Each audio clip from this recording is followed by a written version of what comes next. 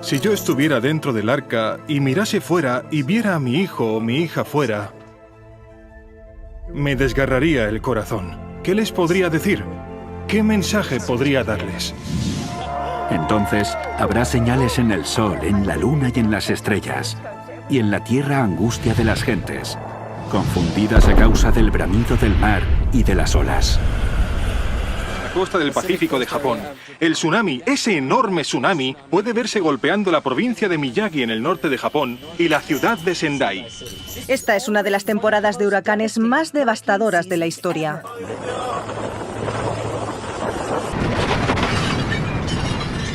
Objetos en llamas cayendo desde el cielo después de que un meteorito explotase en la Tierra, causando un inmediato desastre. En estos momentos impactan varios tornados en Oklahoma, uno de ellos de 1,5 kilómetros de envergadura. Incendios descontrolados al oeste. Solamente en California hay más de una docena ardiendo. Probablemente habrá gran agitación financiera en el mundo, desastres naturales y mucho miedo. La gente acudirá a las iglesias. La amenaza existencial de nuestra era, la crisis climática. Una crisis que se hace evidente en los desastres naturales de proporciones épicas. La crisis ecológica es en esencia un problema espiritual. La encíclica Laudato Si es el documento papal más importante sobre el medio ambiente que ha existido nunca. Consume menos, compra menos. Tenemos que reflexionar sobre nuestro estilo de vida. Creo que es importante el hecho de que esté hablando de este tema con empresarios del petróleo de BP y otras compañías. Se reclama una nueva moralidad medioambiental. La encíclica se basa en una sencilla premisa. ¿Qué tipo de mundo queremos dejar a nuestros hijos? Recientemente ha concluido que el calentamiento global es un problema moral. Ante un problema frente al que los activistas encuentran indiferencia, en el que se duda de los científicos y se ignoran los organismos internacionales, al menos el Papa desde el Vaticano está consiguiendo llamar la atención, como si se tratara de una estrella del rock. He quedado muy impresionado por el Papa Francisco. Debemos introducir principios morales en nuestra economía.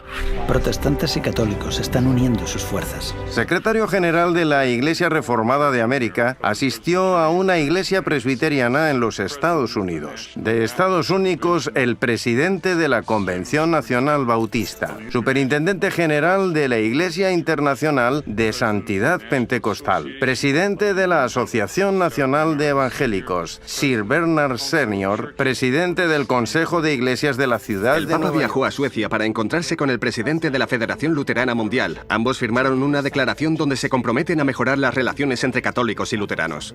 Porque en 1999, la Iglesia Católica y la Iglesia Luterana firmaron un acuerdo que llevó al fin de la protesta. Firmada en 1999, la declaración puso fin a uno de los asuntos más importantes que separaron a los católicos y luteranos desde la Reforma. Con el acuerdo, ambas partes reconocen que la fe no es lo único que lleva a la salvación, sino que las obras también son necesarias. Esto puso fin a la protesta de Lutero. Hermanos y hermanas, la protesta de Lutero ha terminado. ¿Y la vuestra? Si ya no hay protesta, ¿cómo puede haber una iglesia protestante?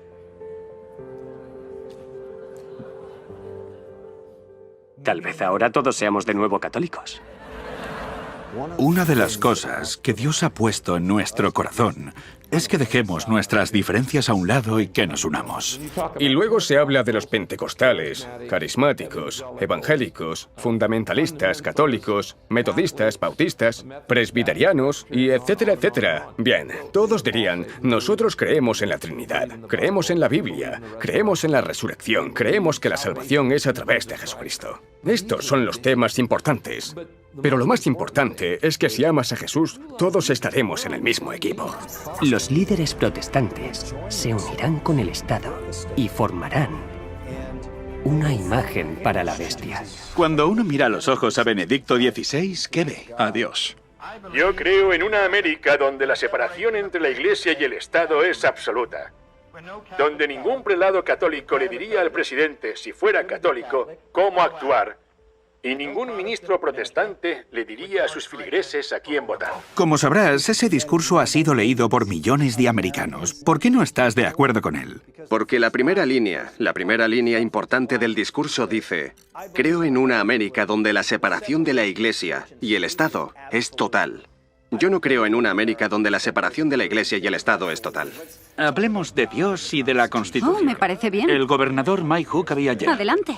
En esta contienda tengo oponentes que no quieren cambiar la Constitución. Pero yo creo que es mucho más fácil cambiar la Constitución de lo que costaría cambiar la palabra de Dios viviente. Y eso es lo que tenemos que hacer. Modificar la Constitución para que cumpla los estándares de Dios, antes que cambiar los estándares de Dios para que se ajusten a la forma en la que nos relacionamos unos con otros y dentro de la familia. Cuando la América protestante haga esto, entonces habrá formado la imagen de la bestia. El gobierno estará junto a los católicos americanos para promover los valores que todos compartimos como cristianos y americanos. La separación entre la Iglesia y el Estado no está en la Constitución, no está en la Declaración. Deberíamos ejercer una influencia sobre las artes y el entretenimiento, sobre los medios de comunicación, los deportes, sobre la educación, sobre el gobierno.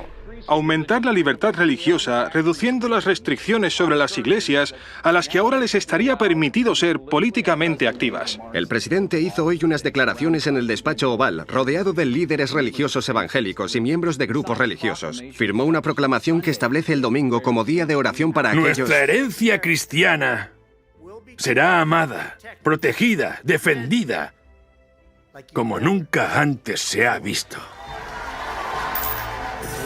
El poder político presionará con el fin de usar el poder militar y policial para perseguir a los que creen en la verdad bíblica. Anuncio cuál será nuestro siguiente paso. Crear un cuerpo especial para la libertad religiosa. Está claro que este cuerpo especial no se ocupará de la libertad religiosa de todos. Algunos críticos incluso lo están llamando un guiño al nacionalismo cristiano. Más de 80 importantes representantes del gobierno se unirán para promover la libertad religiosa. Son algunas de las personas más poderosas del país y ahora han hecho historia al reunirse en la Casa Blanca como parte del gabinete de estudio de la Biblia del presidente. Así que, ¿qué hay detrás de este despertar espiritual en la Casa Blanca? En las últimas elecciones, el 80% de los cristianos evangélicos blancos votaron a Donald Trump. Esto le ha conferido un enorme apoyo y tienen un gran poder político para influir en la política gubernamental. El consejero evangélico del presidente Trump asegura que Dios le ha dado la autoridad para sacar al dictador norcoreano Kim Jong-un. El pastor Jeffers cita una parte del texto bíblico de Romanos 13 que dice: pues es servidor de Dios, vengador, para castigar al que hace lo malo. Especialmente Romanos 13 le da al presidente Trump la autoridad moral para usar la fuerza que sea necesaria. ¿Es este el presidente más evangélico que ha visto? Sí, por supuesto, no creo que haya ninguno. Y pedirán la intervención del Estado, y la gente obedecerá por miedo. Estamos erosionando lentamente la religión cada vez que se nos presenta la oportunidad. Posiblemente necesitaríamos debatir un proyecto de ley que requiera que cada americano vaya a la iglesia de su elección el domingo. Y que ninguno pudiese comprar ni vender, sino el que tuviese la marca. Ha sufrido una pérdida de unos 37 puntos, así que las acciones de Apple se están viendo afectadas. Las bolsas cayendo entre un 3 y un 4,5% en todos estos mercados. Cuéntanos sobre la velocidad con la que se está deteriorando este mercado. 676 puntos menos. Ha sido el peor día en Wall Street desde la crisis de 1987. Algunos las llaman las ideas radicales de la Iglesia Católica para solucionar la crisis económica mundial. El Papa Benedicto XVI está llamando a un nuevo orden financiero mundial. En la tercera encíclica de su pontificado, Benedicto denuncia el ansia de lucro que domina en la economía globalizada y lamenta que la codicia haya traído la peor recesión desde la Gran Depresión. El Vaticano ha dicho que la desigualdad económica en todo el mundo es muy peligrosa. Que la economía global debe estar basada en un comportamiento ético y que los sistemas financieros deben trabajar para lograr el bien común universal. El Vaticano propone el establecimiento de un Banco Mundial Central. Una propuesta para crear una nueva autoridad financiera que incluya un Banco Mundial Central y un nuevo impuesto sobre transacciones financieras internacionales. Este jueves, el Papa Francisco instó a los oprimidos a cambiar el orden económico mundial. La situación de la economía en todo el mundo es complicada. No solo en Estados Unidos, lo es en todas partes. Y creo que tienen que haber muchos cambios en las políticas y el Papa claramente tiene una opinión al respecto. ¿Existe la posibilidad de que haya una nueva moneda mundial que sustituya al dólar? La crisis de la deuda en Grecia hace caer en picado el mercado de valores. Sería una medida real que frenaría el declive del poder americano en la esfera mundial. Así que lo que necesitamos hacer ahora es crear un nuevo orden mundial. La cuestión del sábado se convertirá en algo muy importante en el mundo. Háblenos del día de descanso. ¿Qué significa? Dejando a un lado la religión, lo que significa para usted. Una de las propuestas, la propuesta política que está de alguna manera asociada al descanso semanal, es que como sociedad tenemos derecho a tomar control sobre nuestro tiempo y como sociedad democrática queremos recuperar algunas de las normativas sobre lo que se puede y no se puede hacer un día de la semana.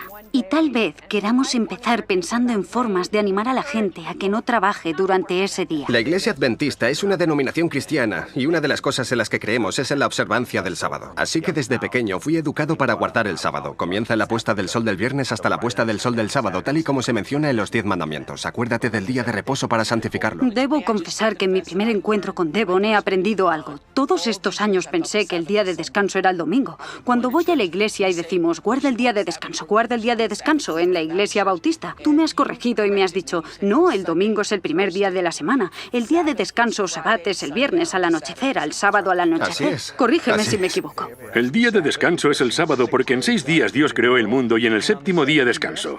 Con el tiempo algunos cristianos lo cambiaron, convirtieron el primer día de la semana en el día de descanso porque ese era el día en el que a Jesús le ocurrieron ciertos acontecimientos importantes. Constantino fue el que cambió el día de descanso del sábado al domingo. En ninguna parte de la Biblia encontramos evidencias de que nadie, excepto Dios, puede hacer ese cambio. ¿La verdadera libertad es trabajar el domingo? Lo que dice es que trabajar el domingo, el duro trabajo que la gente hace durante el fin de semana, tiene un impacto negativo en sus vidas. La ley dominical. La Biblia dice que este tipo de leyes se aprobarán. Se las llama las leyes azules. Son un indicador de que se acerca el fin del tiempo de gracia. Está muy cerca. Aún hay estados que conservan leyes azules en su legislación. Son las leyes que restringen lo que se puede comprar el domingo. Está basado en un concepto cristiano traído a este país hace siglos, en la época colonial. Y aquel que no cumpla estas leyes civiles, que están instigadas por la Iglesia, será perseguido. En Estados Unidos, los líderes religiosos presionarán fuertemente para implantar una ley dominical nacional. Y esto con el tiempo llevará a una ley del domingo en todo el mundo. La Directiva del Tiempo de Trabajo de la Unión Europea dice que el domingo debería ser un día semanal de descanso para los trabajadores europeos. No se trata necesariamente de algo religioso. Al menos ya no lo es. ¿El domingo debería ser un día de descanso? Si como país y como individuos decimos que nuestras relaciones dentro de la comunidad son en realidad lo más importante para nosotros, creo que tenemos que descansar un día a la semana para dar prioridad a las relaciones. A finales de este año, el nuevo gobierno italiano prohibirá que los domingos se realicen compras en los grandes centros comerciales. La razón es que el gobierno italiano teme que las compras durante el fin de semana estén destruyendo las tradiciones familiares. La prohibición de trabajar los domingos. Eso es. Y este domingo varias tiendas de productos de hogar decidieron desafiar la prohibición. Y esto ha causado bastante revuelo y continúa siendo el foco de atención aquí hoy. Echemos un vistazo a Liberación, que habla del domingo sagrado. Es probable que el ritmo de consumo esté distorsionando el hecho de que el domingo es el momento especial para celebrar el Día del Señor y de la comunidad. Nuestra instrucción sobre la Eucaristía se centra hoy en la importancia de la misa del domingo. Como cristianos, celebramos la Eucaristía para encontrar al Señor, escuchar su palabra, comer en su mesa y a través de su gracia poder cumplir nuestra misión en este mundo como miembros de su cuerpo místico, la Iglesia. Al ser el día de la resurrección y del derramamiento del Espíritu Santo en el Pentecostés, el domingo es el día sagrado por excelencia para los cristianos. ¿Cómo podríamos pasar este día sin reunirnos con el Señor? Tristemente, en muchas sociedades secularizadas hemos perdido el significado del domingo. El Segundo Concilio Vaticano nos pidió que celebrásemos el Día del Señor como un día de alegría y descanso del trabajo servil. Se trata de una señal de nuestra dignidad como pueblo de Dios. El propósito es que cada domingo sea un anticipo de la dicha eterna y del reposo al que estamos llamados y que compartimos incluso ahora en la Sagrada Comunión. En realidad, vamos a misa no para darle algo a Dios, sino para recibir de Él la gracia y la fuerza para seguir creyendo en su palabra. El mensaje del tercer ángel habla de reconciliarnos con Cristo, para que así evitemos el castigo de los malvados. Esta es la razón por la que Juan en Apocalipsis 14:12 termina diciendo: aquí está la paciencia de los santos, los que guardan ¿qué? Los que guardan los mandamientos de Dios y la fe de Jesús.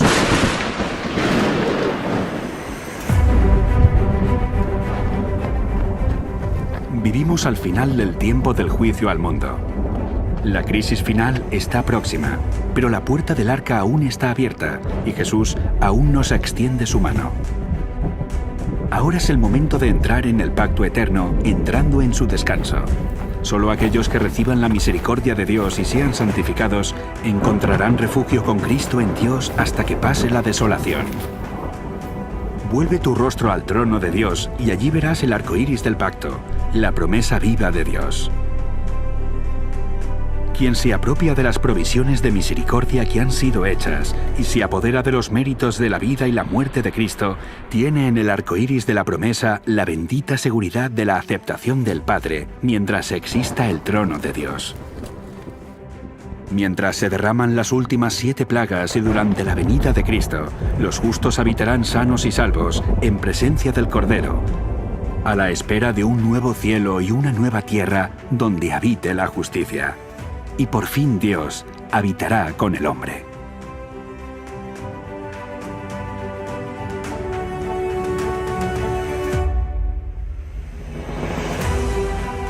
Los días de Noé hacen referencia al momento en que comenzó a proclamarse el mensaje de advertencia sobre el juicio que estaba por venir.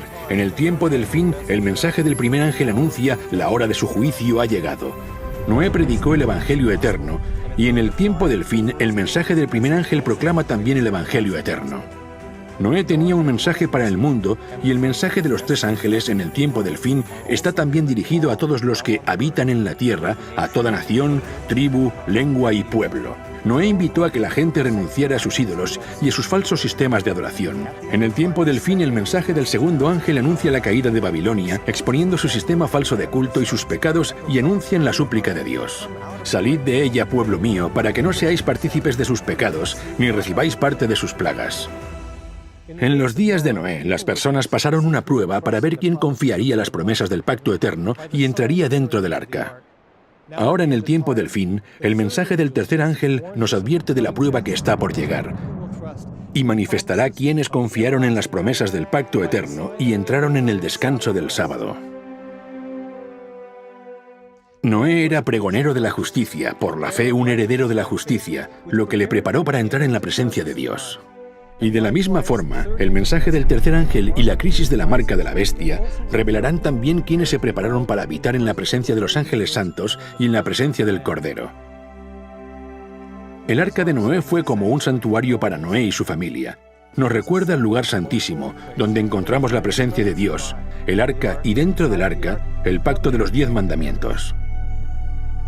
Es ahora cuando podemos ver el significado más profundo de esta antigua historia y cómo es una lección que nos enseña a entrar en el lugar santísimo del santuario de los cielos a través de la fe y la sangre de Jesús. También nosotros debemos estar preparados para descansar en presencia de Dios, sanos y salvos dentro del arca del pacto.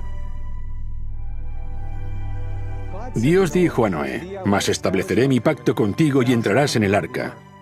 Con estas palabras, Dios invitó a Noé a entrar en su presencia. Una imagen de la última invitación de Jesús al hombre para que entre en la gloria de su presencia en su segunda venida. Las lágrimas de Noé y sus últimas súplicas a los hombres presagiaron las lágrimas de Jesús en su última y angustiosa súplica, dirigida a nosotros mediante el mensaje de estos 3 ángeles. Nos dice lo mismo que a Noé: entra en el arca. Así que ahora el capitán de nuestra salvación nos está invitando a entrar en el último arca con estas palabras: Inclinad vuestro oído y venid a mí. Oíd y vivirá vuestra alma, y haré con vosotros pacto eterno. Ya no habrá más pecado ni pecadores. Todo el universo quedará limpio. Toda la creación late al unísono en armonía y gozo. De aquel que todo lo creó manan vida, luz y contentamiento por toda la extensión del espacio infinito. Desde el átomo más imperceptible hasta el mundo más vasto, todas las cosas animadas e inanimadas declaran en su belleza sin mácula y en júbilo perfecto que Dios es amor.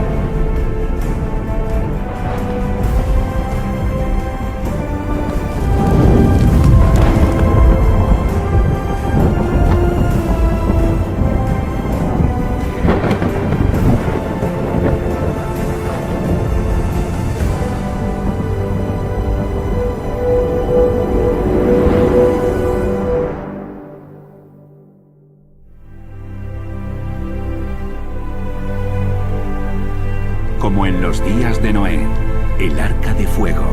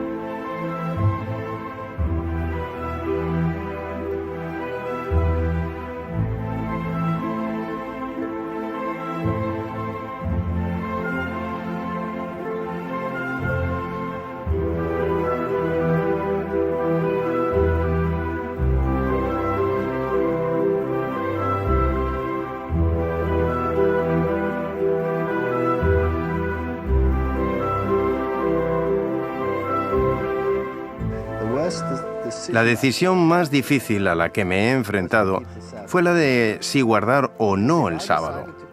Porque si decidía guardar el sábado, eso significaba que tenía que abandonar toda mi filosofía del mundo.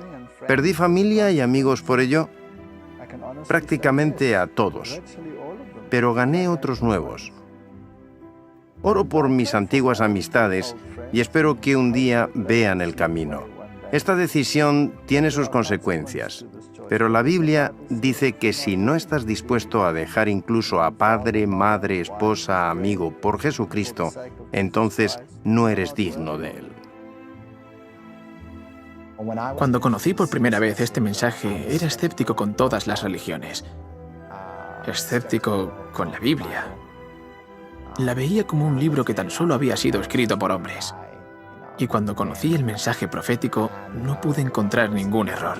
Y me atemorizaba, porque pensaba que no podía existir nada que fuera la verdad absoluta. Me aterrorizaba, porque sabía que si esto era cierto, necesitaría hacer cambios en mi vida. En ese momento, yo era un artista de hip hop. Me iba de gira, tenía un contrato para sacar 8 álbumes. No podía imaginar una vida mejor. Así que al enfrentarme cara a cara con el mensaje de los 3 ángeles, tuve que tomar una decisión. El primer ángel dice, esta es la verdad. El segundo ángel dice, este es el error. Y el tercer ángel dice, elige.